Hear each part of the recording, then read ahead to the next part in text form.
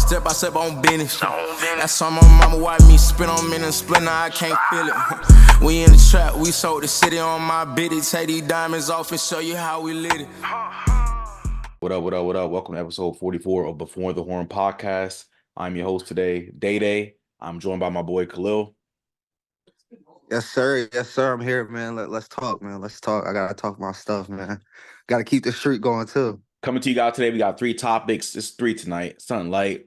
First, we're going to start off with the conference championship games. We have two big games this Sunday. These games are going to determine who goes to Super Bowl 58. These games are going to be a battle of the heavyweights. I hope y'all ready for this one. Next topic we're going to talk about, sticking with the NFL, Jim Harbaugh. He just won the national championship for college football. He is now moving back to the NFL as he was hired by the Los Angeles Chargers, who fired their head coach during the regular season. This is a much-needed move by the Chargers. The last topic of the night, we're going to talk about the Milwaukee Bucks, who fired Adrian Griffin after going 30-13. They were second in the East. They hired Doc Rivers, who was last year the coach of the Philadelphia 76ers. He will now be the head coach of the Milwaukee Bucks. We're going to give our thoughts and opinions on that.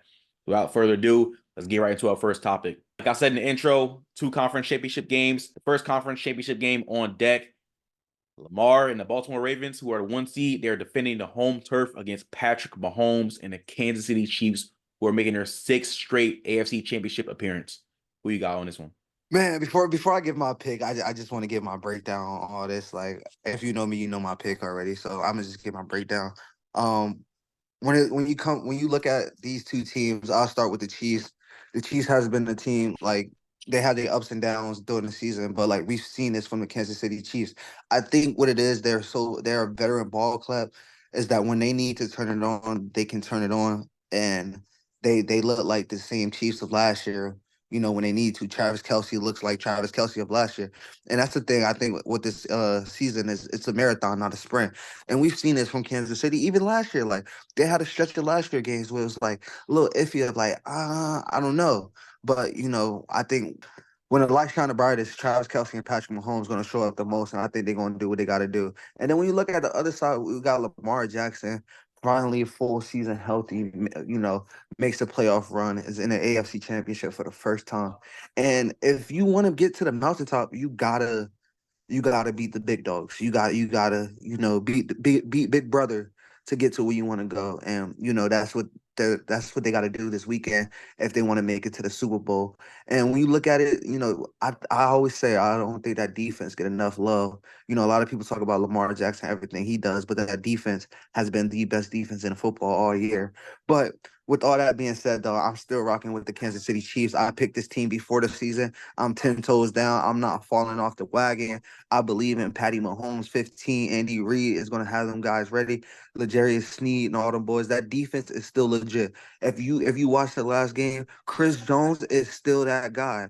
I think they have great players at all three levels of the game, and I think it goes very underrated with this defense, because when you think about the Kansas City Chiefs, all you think about is Patrick Mahomes and Travis Kelce. You don't even think about the defense, but that defense have studs all up and down, from L'Jarius Sneed to Nick Bolton to Chris Jones, all three levels. So I'm rocking with the Chiefs in this. I've been on the Chiefs all year. I picked them to make the Super Bowl before the season, so I'm gonna rock with them all the way through. Give me the Chiefs to upset Ravens on the road in M&T Bank Stadium. I'm not going to lie. All of America is rooting for the Baltimore Ravens. I mean, ESPN already has Baltimore favored in this game, -4. But when is ESPN going to learn their lesson? I'm rocking KC in this one as well. I know why all of America doesn't want the Chiefs to win. They don't want to see Patrick Mahomes and the Chiefs in the Super Bowl again. And they darn sure don't want to see Taylor Swift in the Super Bowl. That's the last thing that America wants. And I'm not going to lie, I'm annoyed by the Taylor Swift things, all that. But like Khalil said, to be the man, you got to beat the man. This is Lamar's first AFC championship. This is Patrick Mahomes' sixth. Patrick Mahomes has done this multiple times in his career. I think he's going to do it yet again. That Chiefs defense is really good. Like Khalil mentioned, you got some stars on that defense. L'Jarius Sneed, Nick Bolton. You got Chris Jones on the D-line. Jalen Johnson as well. They got some guys that can play. On offense, like Khalil said as well, the Chiefs have struggled at points in the season. We've talked about the Chiefs in many episodes of our podcast, saying, like, are they going to be able to get back again? I didn't have my doubts 100%. I already knew however they performed in the regular season is not how they're going to perform in the playoffs. We've seen this many times from any team that's coached by Andy Reid. He's a great head coach. all in all, I think Mahomes and Chiefs, they can get it done on the road at M&T Bank Stadium.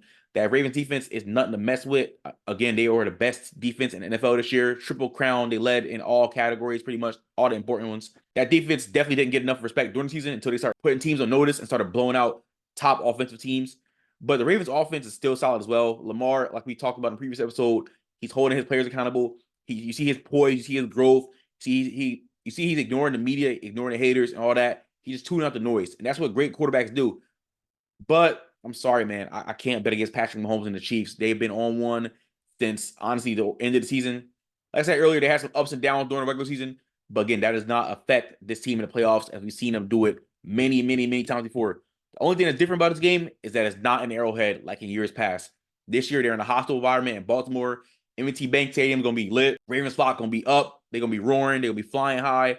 But I think Mahomes and the Chiefs are going to kill it. And we're going to see Travis Kelce, Mahomes, and Taylor Swift in the stands for Super Bowl 58 in Vegas. So, question.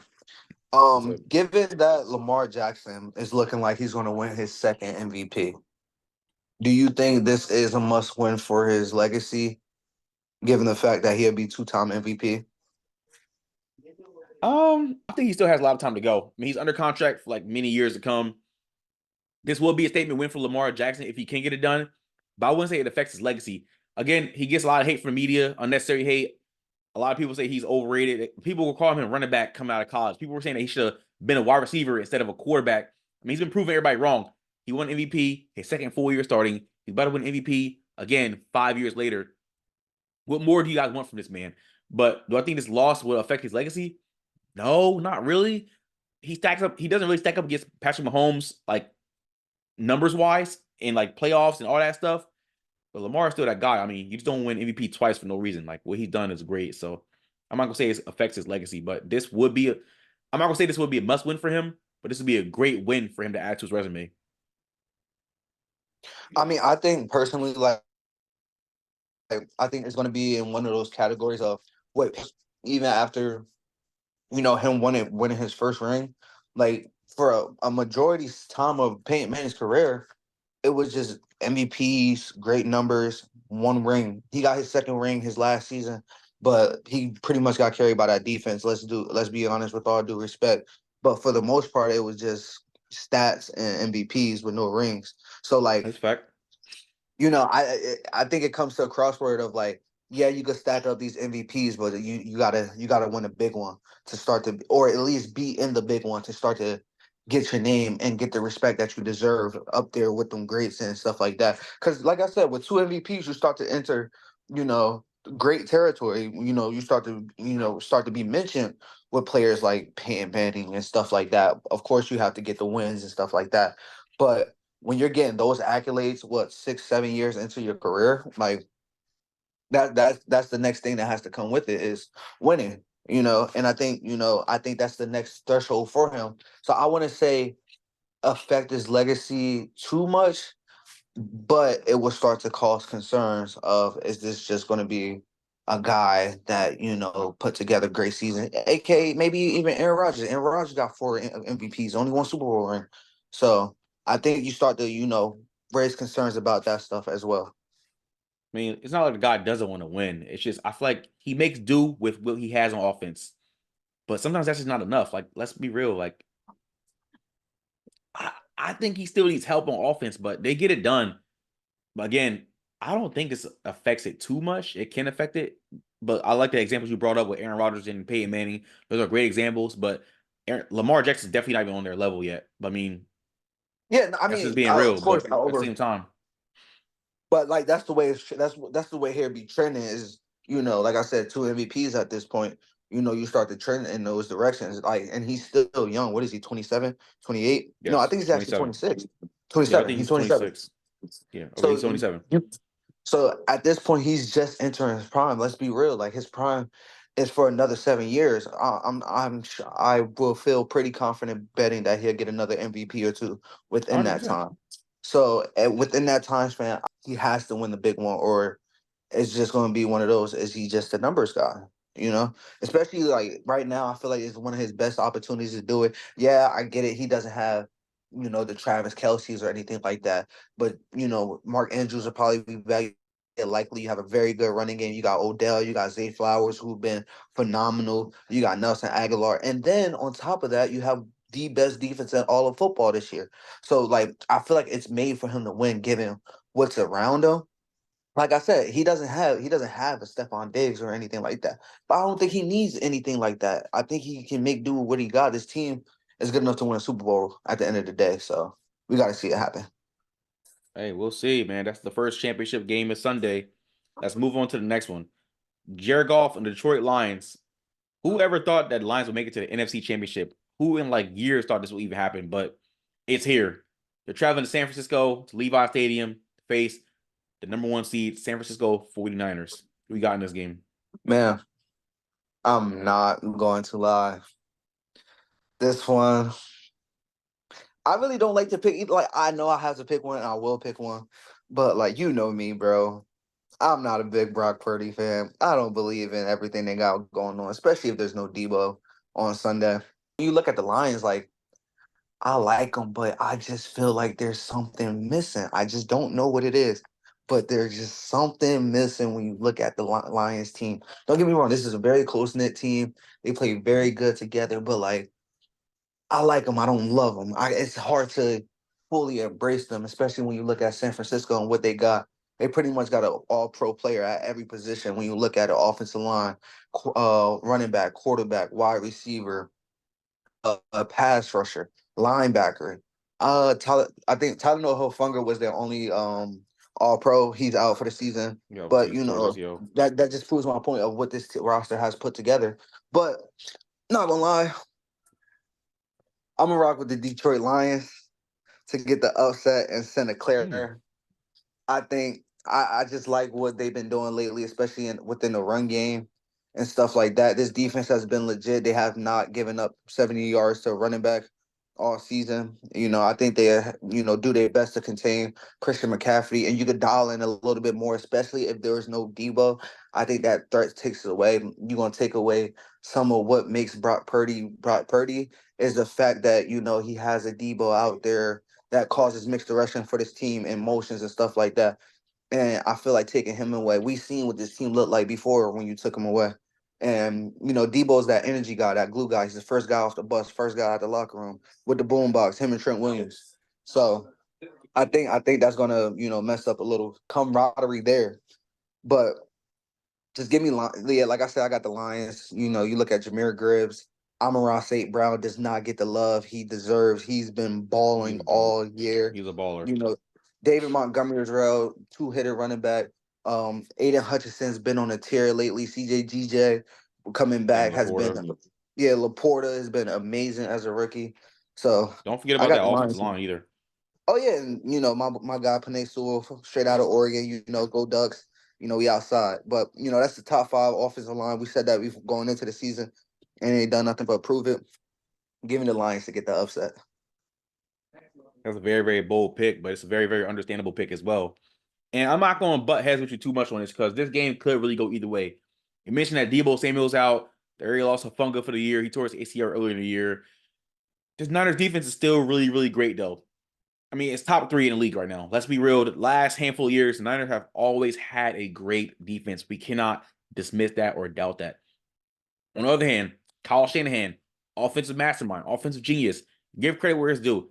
Brock Purdy, yes, we all don't feel the best about him. Yes, last week against Green Bay, he did look very, very shaky. Like I said, they probably were very, very rusty. But his offense is still good. Yes, they're going to be probably missing Debo Samuel due to a shoulder injury. But I still think they can get something done at home. I'm not going to lie. I got the Niners in this one. I just feel like, yes, the Lions have not given up over 70 yards rushing to a running back. But I can see McCaffrey get over 70 yards for sure. They got no Debo. Just know that ball's coming out quick. Ayuk, don't forget about Brandon Ayuk. 75 catches for 1,300 yards. Are we forgetting that? Like, come on, we're going to dismiss that? The Niners offensive line is still a pretty good offensive line as well. I mean, the Packers got through a couple times last week. But George Kittle is going to help out on the line, blocking. He's going to help out with chipping Aiden Hutchinson. That's good as well. I want to see if we're going to see Aiden Hutchinson for the Trent Williams battle. I mean, Hutchinson usually lines up on the right side. Trent Williams is the left tackle. But at the end of the day, Niners have a great offense. And I'm not dismissing or not giving credit to the Detroit Lions for what they have done at all this year. The Lions have been a very overachieving team this year. I'm proud of what they have done, what Dan Campbell has done for the team, how Jared Goff bounced back big time. You mentioned Amon-Ra St. Brown, very, very underrated. Like I said, going into the doing our receiver rankings, he's outside the top 10, but definitely going into next year, he's in that top 10 for sure. He's solidified in there. You mentioned Jahmyr Gibbs. The Lions need to give him the ball more often. Hopefully he's their RB1 next season. But you also have David Montgomery as they complement each other very well. And Sam Laporta has been on a tear. In my opinion, I think he's top 5 tight end in the league right now, and he's only a freaking rookie. You mentioned this Lions offensive line. That's going to be another battle. The Niners front seven and D-line versus this Lions offensive line. You have the best versus the best. This is going to be an all-out battle. This is going to be great to watch. I'm excited to see this on Fox. But at the end of the day, I like the Niners at home a lot. The Niners are favored by 7, and I can honestly see them winning this game by 7. So I can see it 7 or more. I'm taking the Niners at home. Niners advance to the Super Bowl to face the Kansas City Chiefs. That's my prediction. So my question to you is, looking at this 49ers team, what do you do if they don't make the Super Bowl? What do you think Honestly, should be next for this team? What's next for this team if they don't make Super Bowl? This game is going to show you a lot whether you can move forward with Brock Purdy or not. Yes, Brock Purdy has gotten you to back-to-back NFC Championship games. Last year against the Eagles, he hurt his elbow. He was out for the game. This year, what's going to happen? Is he going to win and actually play good? Or is he going to play bad and still get the win off the strength of his defense? Or is he just going to play bad, flat out, and just get bumped out by the Lions? All those variables are going to see if the Niners can move forward with this guy quarterback. We know how Kyle Shanahan is. He can make any quarterback look good, but if it's too much if it's too unbearable to watch, Kyle Shanahan's not moving forward with that. But they're already fine, honestly. It's just a quarterback position you got to worry about. Besides Travarius Ward, I mean, Lennar at corner, he's solid, but I mean, I feel like you could probably use a better corner, but they're probably not going to find it. That defense is really already well put together, so I don't think you should really mess with defense or toy with it too much. But honestly, I think the main concern is just moving forward with quarterback. That's my thing. Yeah, I mean, well, like, reason why I ask, like, because when you look at it, like, they have a lot of people that's going to be up this year for free agency as well. You're going to lose Randy Gregory. Chase Young is going to be a free agent. Javon He's gone. Kinlaw, Tashawn Gibson, but I think Tashawn Gibson is going to get replaced by Jair Brown. Jair Brown. Yeah. Jawan Jennings, their number 3 receiver, is also going to be up.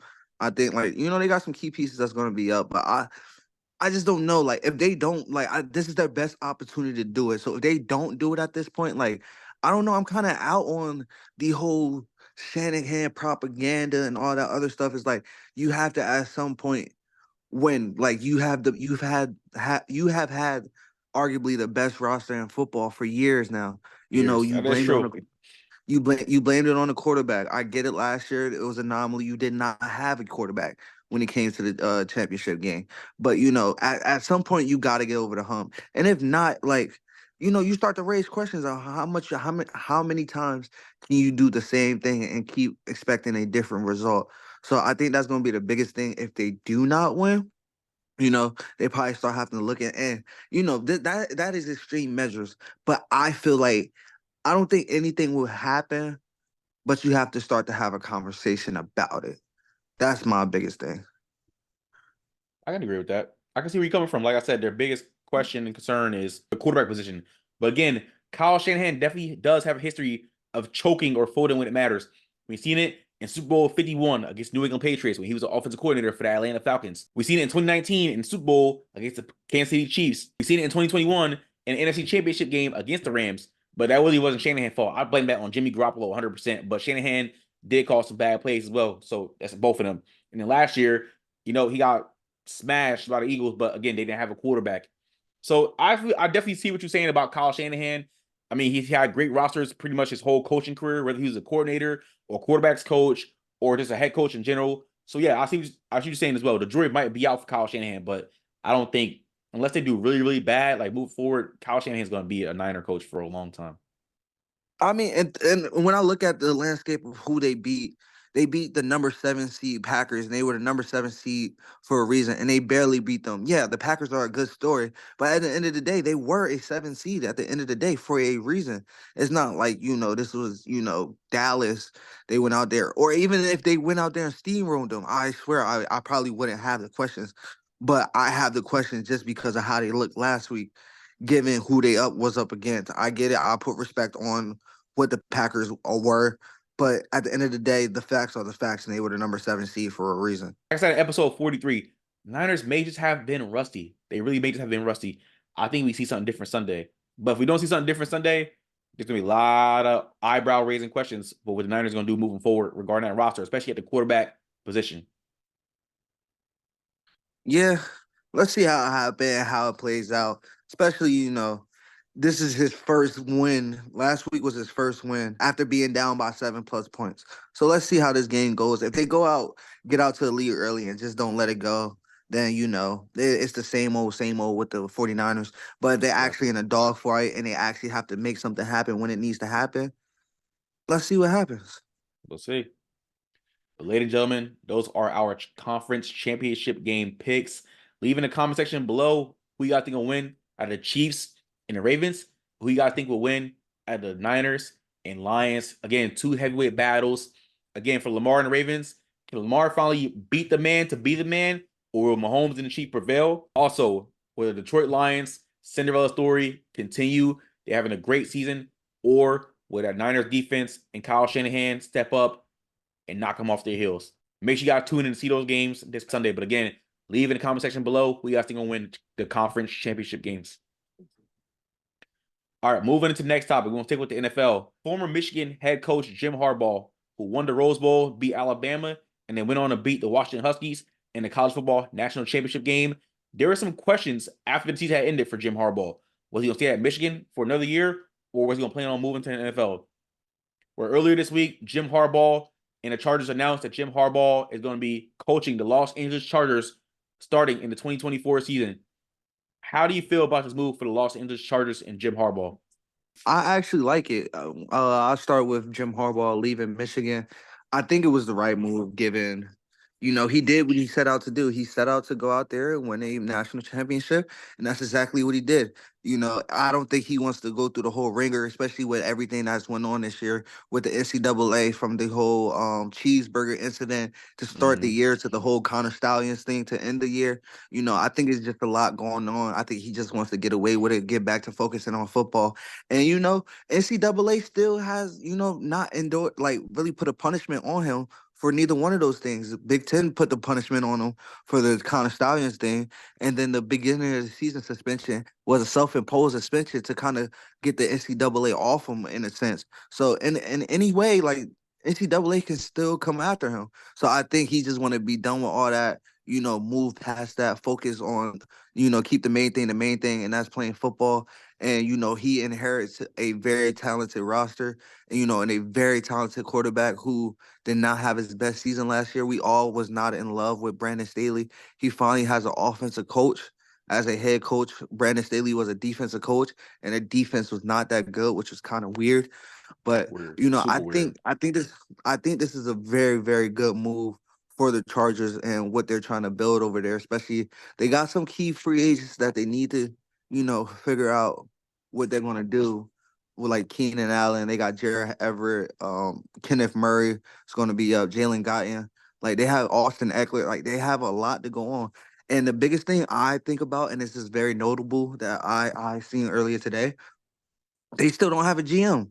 So like it's kind of weird. Like you got the coach before the GM, because the biggest thing is it's usually the GM then the coach, so that everybody can be on the same page. So hopefully, I don't know if they consult Jim Harbaugh about who they want to bring in for a GM. Do Jim Harbaugh takes most of that reign? I don't know what's going to happen there.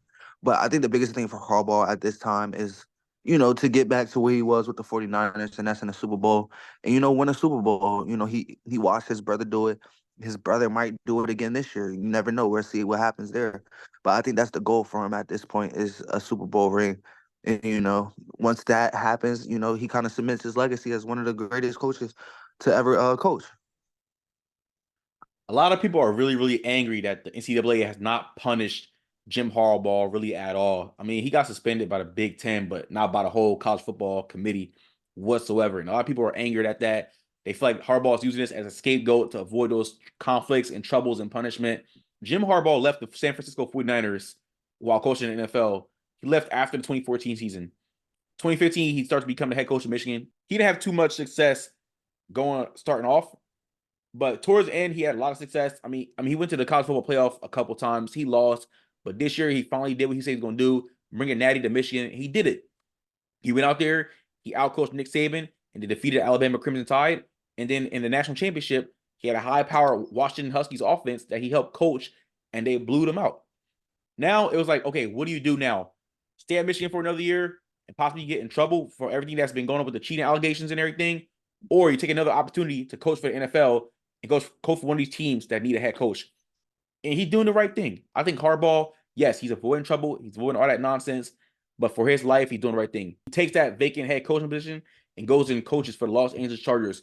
Again, this past year, they had Brandon Staley as a head coach, who I've been wanting him gone since like his first year in Los Angeles. I think it's hindering Justin Herbert's growth as a player. I think it's hindering that team.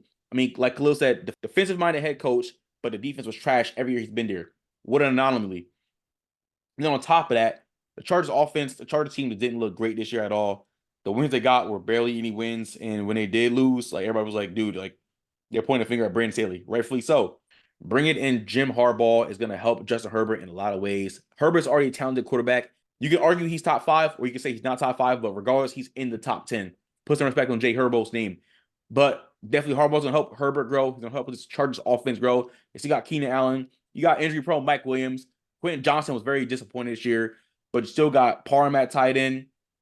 You got Jalen Guyton. You got Palmer and slot. You got Austin Eckler at the running back.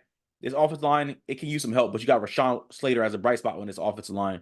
On the defense side, the Chargers still do need some work. You got Bosa and Khalil Mack anchoring the defensive line. I mean, who knows if they're going to keep Khalil Mack long term. I mean, he's up there in age, but he still had a great season. Linebackers, they need some help. The linebacking core is pretty weak. At safety, you got Derwin James, but outside of him, who else do you really have? I mean, you have Asante Samuel Jr. as well, but he's still developing and panning out as a second-year player going into his third year. So all in all, this team needs some help. They did the right thing by bringing in the right guy in Jim Harbaugh. So honestly, I think they're going to be pretty solid in the AFC West going forward. Who the thorny side is in that division is Patrick Mahomes, Andy Reid, and the Kansas City Chiefs. As long as Mahomes there and Andy Reid there, they're probably going to be leading that division. But Jim Harbaugh and Justin Herbert, as long as they get everything together, they'll be making some noise in the AFC West as long as they can go and as long as they stay successful.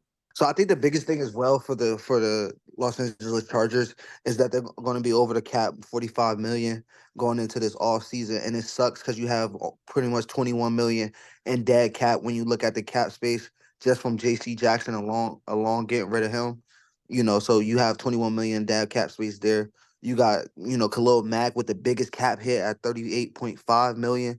You got 4 people that's going to be on a cap hit of 30 plus million with Mike Williams, Keenan Allen, Joey Bosa, and Khalil Mack. So I think, that's going to be some, concerns just with building this team out the gate is that you got 4 players essentially taking up $130 million of your cap.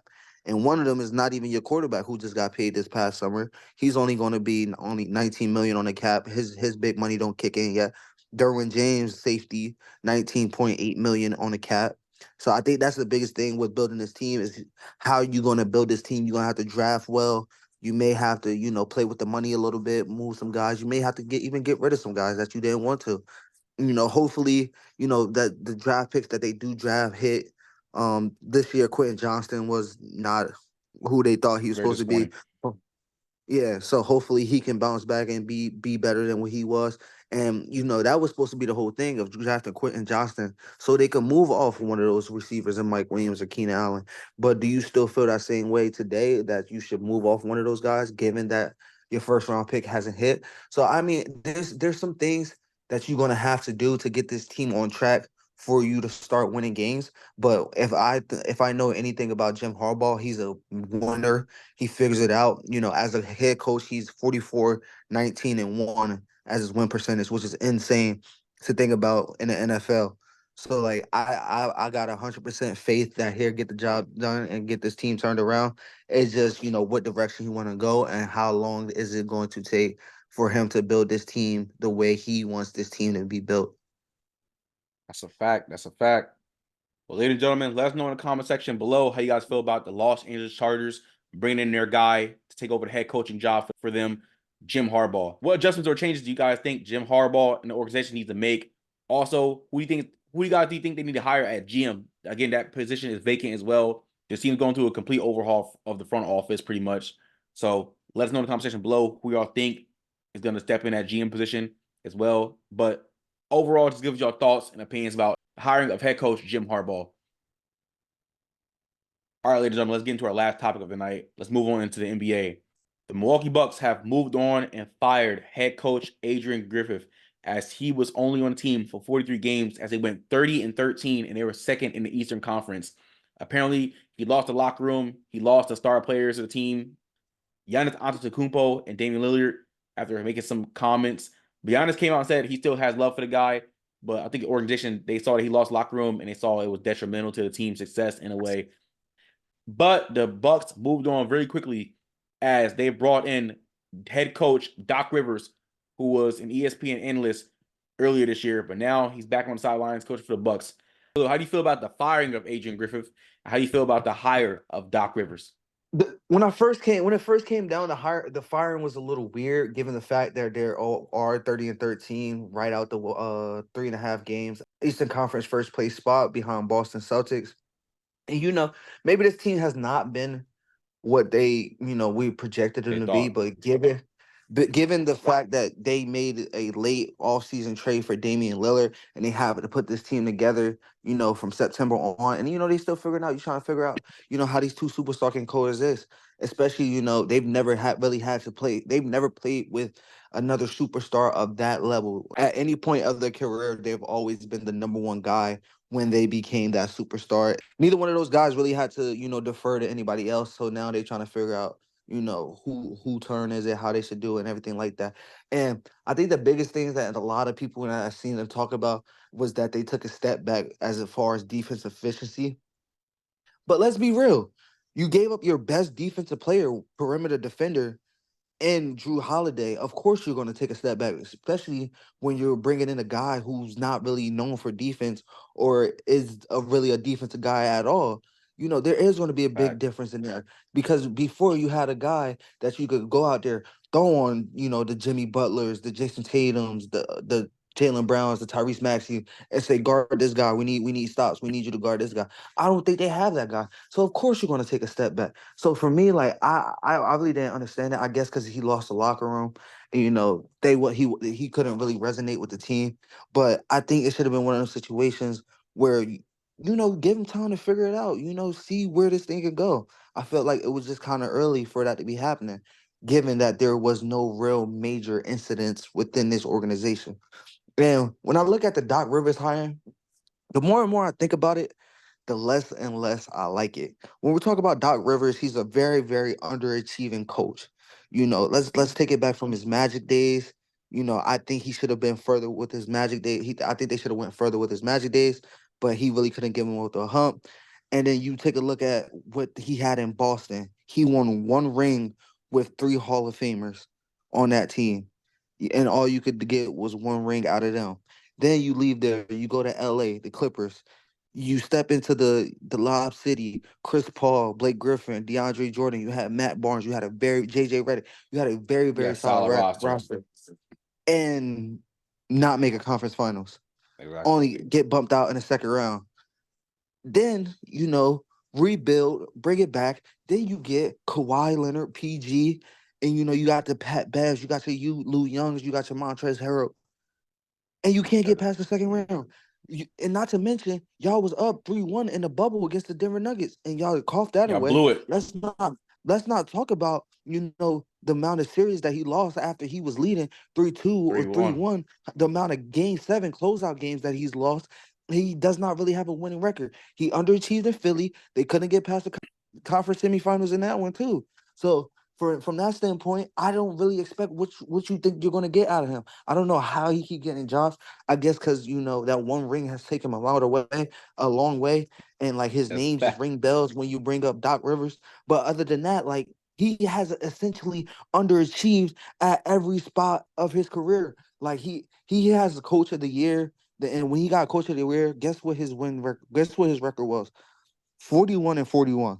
The worst win percentage by a Coach of the Year ever. So when you look at stuff like that, it's like, bro, like at this point, like I can't fathom how he's getting these jobs, given the fact that he's had all these great rosters, all these great players that he have coached, and has underachieved with all of them. All right, I'm gonna start off with the Adrian Griffith fire.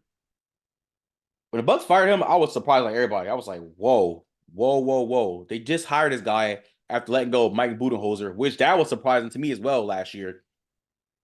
They hired this guy before the season started. Then you make a late trade, like Khalil said, to get Dame. You let go Drew Holiday. Yes, of course, like Khalil said, your defensive efficiency is gonna go down. You let go, you're one of the best perimeter defenders in the league.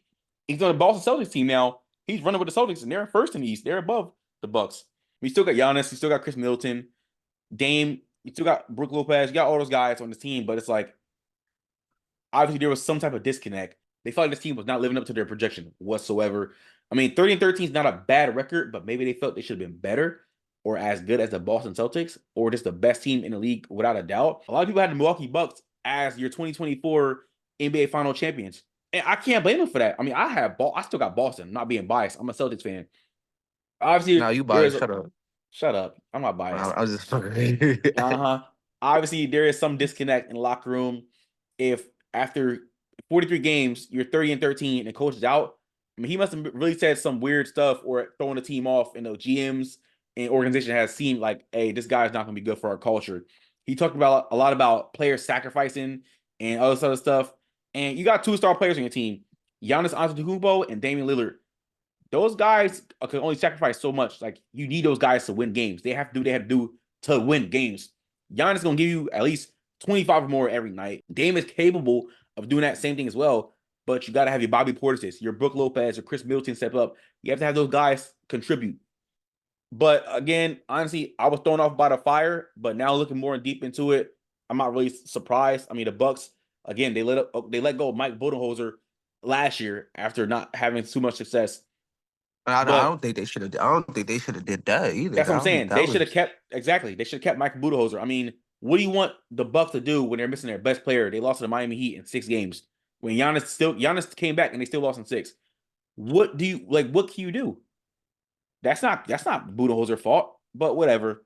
The Bucks are. I think it's one of those situations like, oh, I could probably find something better, and that shows that you can't always. That's really what I'm taking it as. The Bucks, they moved on quick. They're like, all right, we can get somebody better, and they bring in Adrian Griffith that hasn't panned out well at all. So they're moving on from him, and let's move into the hiring of Doc Rivers. Now, when this happened, I was like, oh, nice. Again, I'm a Celtics fan. I was like, oh, nice. Doc Rivers getting another head coaching job, but outside of that one ring he got with the Boston Celtics in 2008, what has he done? Like Khalil said, and we all know Doc Rivers. He's a folder. He can't get past the hump. He's a folder. Look back at last year with the Sixers and previous years with the Philadelphia 76ers. They can't get past the second round. Then look at before that. The Clippers with Kawhi and PG, Montrezl, and all those other guys, Zubac, Pat Bev. They can't get past the second round. You go back before that. You got Chris Paul, Blake Griffin, DeAndre Jordan, all those other great supporting players. They can't get past the second round. What is going on? I don't get his coaching. I don't think this is a good hire by the Milwaukee Bucks. I think they were disappointed about how Adrian Griffith was coaching his team and leading the team. They were in immediate panic mode because the same day that they fired head coach Griffith, they hired Doc Rivers a couple hours later. So it's like, what's really going on? But let's see if Doc Rivers can get his team in contending mode. I mean, they have a talented roster. Let's see. Their biggest nemesis, obviously, and worry is the Boston Celtics, but we know that the East, if people in the East this week, East got some hitters in the East. Like, don't sleep on the East, for real. Anybody can get got, in my opinion. We've seen it last year. We've seen it years prior.